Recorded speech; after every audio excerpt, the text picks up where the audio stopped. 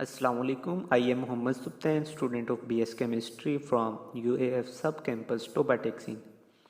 सबसे पहले अगर बात करें कायदे आज़म की अर्ली लाइफ की, कायदे आज़म 25 दिसंबर 1876 को कराची में पैदा हुए और 11 सितंबर 1948 को इस दुनिया से रुखसत हो गए।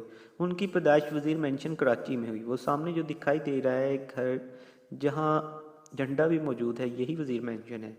यहाँ पर कायदे आज़म की पैदाइश हुई। कायदे आज़म ने अपनी जो हायर एजुकेशन बैरिस्ट्री की है लिंकन इन लंदन से हासिल की।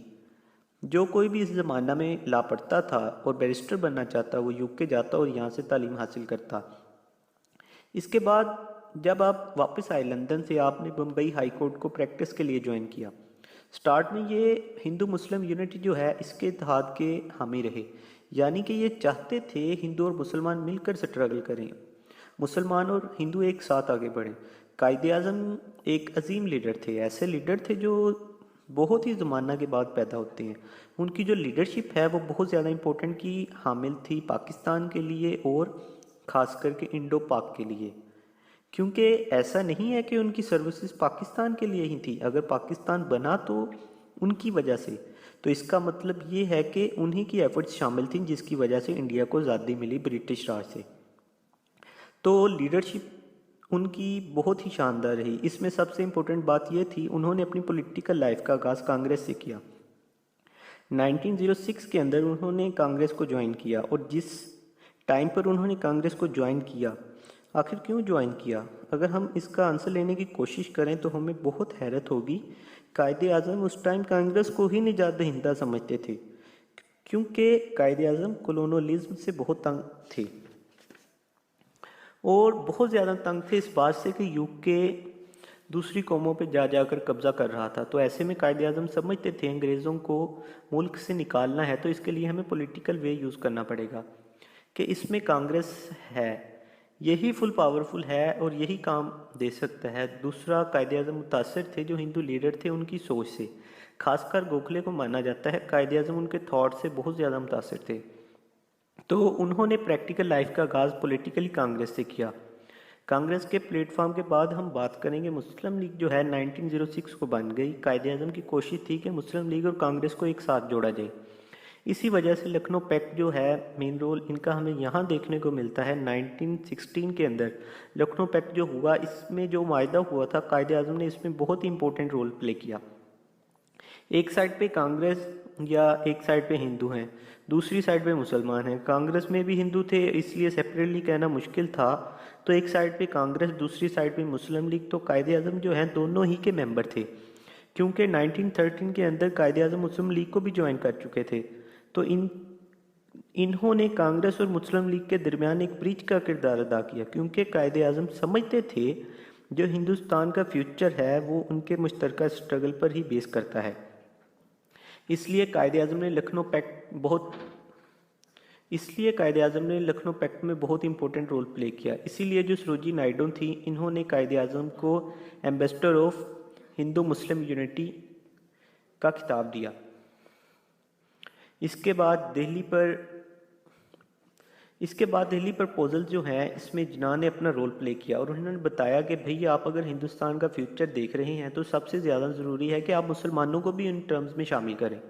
नेहरू रिपोर्ट के जवाब में जब 1928 में नेहरू रिपोर्ट जो आई थी, जिसमें बहुत ही ज़्यादा हमने देखा कि उन्होंने जितनी भी टर्म्स डाली थी मुसलमानों के अगेंस्ट थी। तो इसके ऊपर कायदे आज़म ने अपना रद्द अमल दिया कि हम नेहरू रिपोर्ट को उस वक्त तक एक्सेप्ट नहीं करेंगे जब तक आप ये पॉइंट शामिल नहीं कर लेते, जिसमें सबसे इम्पोर्टेंट पॉइंट ये था मुसलमानों को मेजोरिटी जो है 1/3 दी जाए। तो इसके जवाब में हमने देखा कायदे आज़म ने 14 पॉइंट्स दिए।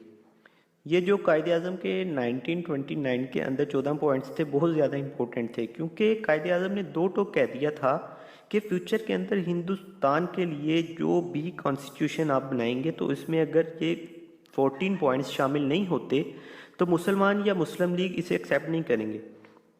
इसके बाद हमने देखा कि लाहौर रेजोल्यूशन में कायदे आज़म ने फिर अपनी बात दोहराई कि मुसलमानों का जो मामला है कि जो आप कहते हो मुसलमान हिंदुस्तानी हैं, ऐसा कहना बिल्कुल गलत है। हिंदुस्तानी ज़रूर हैं लेकिन एक अलग कौम है। हिंदुस्तान के अंदर एक ही नहीं बेशुमार कौमें रहती थी। जिनमें से दो बड़ी कौमें, एक हिंदू और दूसरी मुसलमान थी। इसलिए आप लोग मुस्लिम मेजॉरिटी एरियाज़ में उनको अलग स्टेट बनाए। यहाँ पर उन्होंने बहुत ही इम्पोर्टेंट रोल प्ले किया। क्रिप्स मिशन में हमने देखा कि जिन्ना ने 1942 में अपना रोल प्ले किया और इसको रिजेक्ट किया। इसके बाद जिन्ना गांधी टॉक्स हुई कि गांधी इस बात पे अड़े रहे कि कायदे आज़म को मनाएं कि वो हिंदुस्तान को तकसीम ना चाहें या पाकिस्तान की तकसीम को रोक दें, लेकिन कायदे आज़म अपनी बात पे अड़े रहे। उन्हों का कहना था कि ऐसा हरगिज़ ना होगा, अब मुसलमानों का मुस्तकबिल इसी में है कि वो सेपरेट हो जाएं। इसके बाद हमने देखा कि शिमला कॉन्फ्रेंस 1945 में जो कायदे आज़म का शानदार किस्म का स्टैंड था, वो स्टैंड क्या था? वो स्टैंड ये एक सीट के ऊपर स्टैंड था। सबका ये कहना था कि एक सीट ही की तो बात है, अगर 5 सीटें जो है मुस्लिम लीग की हैं जिसमें से एक गैर मुस्लिम लीगी हो, लेकिन हो तो मुसलमानों की, मान लें। लेकिन कायदे आज़म इस बात को नहीं माने, क्यों नहीं माने? कायदे आज़म को पता था अगर आज इस बात को वो एक्सेप्ट कर लेते हैं, मान लेते हैं कि कोई और जमात भी है या कोई और पार्टी भी है जो मुसलमानों को रिप्रेजेंट करती है हिंदुस्तान के अंदर, तो कल जो है फिर इस दावे से पीछे हटना पड़ेगा कि हमें पाकिस्तान चाहिए। क्योंकि अगर कल को वो कहेंगे कि हमें पाकिस्तान चाहिए, तो यही कांग्रेस या दूसरी पार्टियां क्या कहेंगी कि भाई आप कैसे पाकिस्तान मांग रहे हैं, जबकि आप तो 100% मुसलमानों को रिप्रेजेंट ही नहीं करते। तो कायदे आज़म अपनी बात पर अड़े रहे। उन्होंने कहा कि भाई 100% मुसलमानों को मुस्लिम लीग ही रिप्रेजेंट करती है और मुस्लिम लीग ये चाहती है कि हम एक सेपरेट होमलैंड लें। तो उनका ये बहुत ज़बरदस्त स्टैंड था। तो कैबिनेट मिशन आया जिसको कायदे आज़म ने एक्सेप्ट किया अपनी बसीरत के साथ। इसके बाद हमने देखा जी इलेक्शन 1945, ये पहले इलेक्शन हुए, इसके बाद कैबिनेट मिशन प्लान आया। फिर 3 जून प्लान जो आया इसको भी कायदे आज़म ने एक्सेप्ट किया और इसके अकॉर्डिंगली हिंदुस्तान को तकसीम कर दें। अब अगर बात करें जिन्ना की सर्विसेज की पाकिस्तान के बाद भी, तो जिन्ना ने पाकिस्तान को पांव पर खड़ा करने के लिए बहुत अहम किरदार अदा किया, जिसमें सबसे पहले हमें देखने को मिलता है सेटलमेंट ऑफ रेफ्यूजीज़। जो महाजरीन का जो मसला था, तकरीबन 65 लाख के करीब लोग जो हैं यहाँ माइग्रेशन करके आए। तो कायदे आज़म जब लाहौर आए तो उन्होंने महाजरीन और लोगों से खिताब किया कि जो लोग माइग्रेशन करके आ रहे हैं ये तकलीफ़ में हैं, मुश्किल में हैं, ये हमारे ही लोग हैं, हमें ही मिलकर इन्हें यहाँ सेटल करना है।